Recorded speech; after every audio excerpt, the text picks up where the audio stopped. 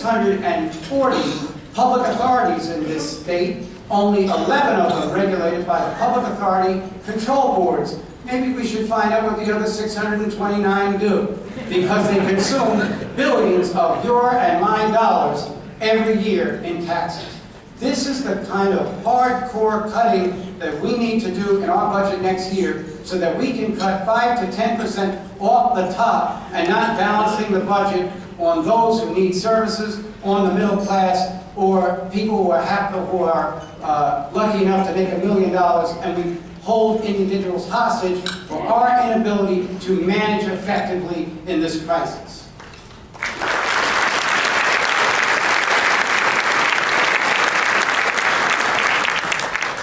And so, as we look at this budget prioritization, what I want you to understand is that this is not a new governor responding to an economic crisis. This is a new governor who is trying to create fiscal reality in the minds of those who are in decision-making capacities in this state.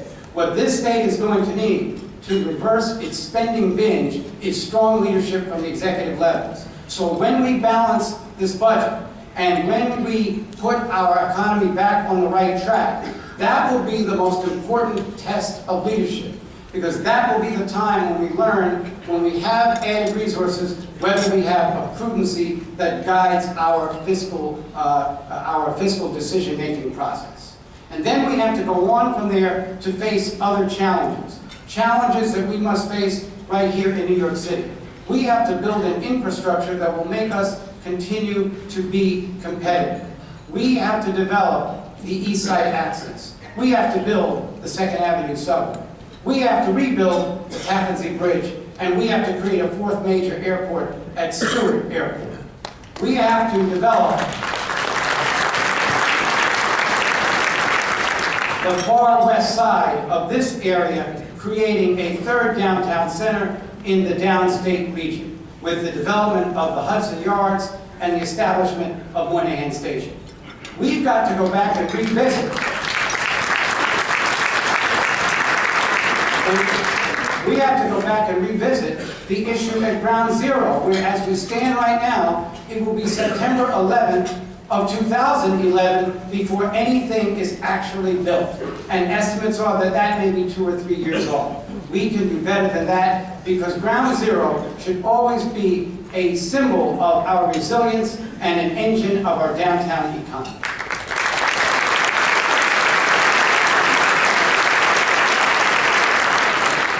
And we have to find a workable and sensible plan to develop one of our great civic treasures as we redesign the structure and the outlook at Governor's Island.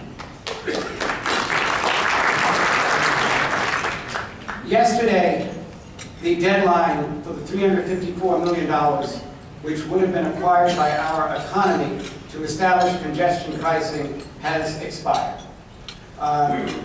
The legislature did not pass any meaningful legislation that would have continued congestion pricing. I thought that the bill that I introduced would have decreased congestion and preserved our economy. I thought it would have been outstanding for transportation and created revenues for transportation and done something about the overcrowding of the inner part of our city. I think that this was the most important thing we could be doing right now, and the plan that Mayor Bloomberg put forth was a plan. It might have had flaws, it might have needed some redevelopment, but it is a plan. And frankly, no one else has come up with a plan. And so that was it.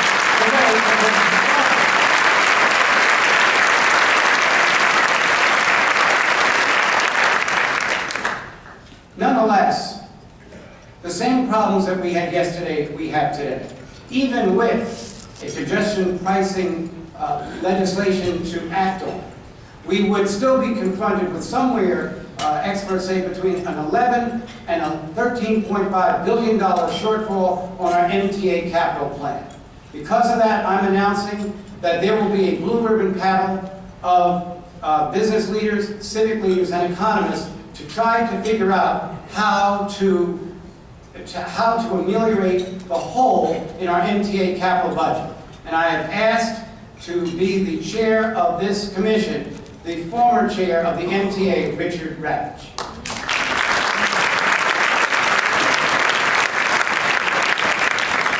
Basically, I want the Commission to examine three basic issues.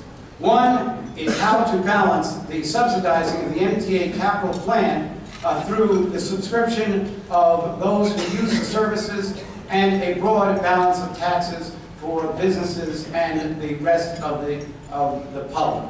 Secondly, what we want to look at are the elements of Mayor Bloomberg's plan that all of us liked, and that perhaps we can still weave them into the process. And finally, we have got to get the MTA out of its habit, which is 25 years old, of refinancing and basically covering debt with excessive borrowing.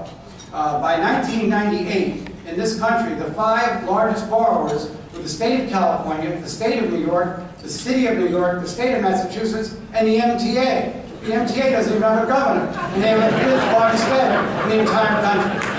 That has to be changed.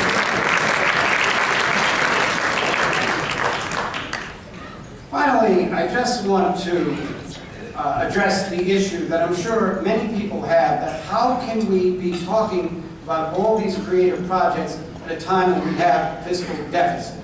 It is actually, I think, the paradigm that most separates the foreparents of the state of New York and the city of New York from others. That even in the midst of crisis, they fought, they suffered, and they paid for it, but they went ahead. And what they won was the greatest city in the world, developed from the dreams and aspirations of people who looked doubt in the face and went forward anyway. It is really amazing that 6 of the 9 years that they were starting to establish the economic development between 1820 and 1840, their budgets were in deficit. On January 20th, 1930, right at the outset of the Depression, they put a shovel in the ground to build the Empire State Building. By March 1st, 1931, it was built and it was open. 13 months. This was done by people we knew. In 1939, still reeling from the Depression, on November 1st, John D. Rockefeller hammered the final nail into the construction at 10 Rockefeller Plaza and introduced the public to Rockefeller Center. We can prevail during these particular times. No one knew this better than Governor Franklin Delano Roosevelt when he said in the early 1930s that out of crisis, out of tribulation, out of disaster, humankind raises itself to share what is a greater vision, what is a greater ability, and what is a more pure purpose.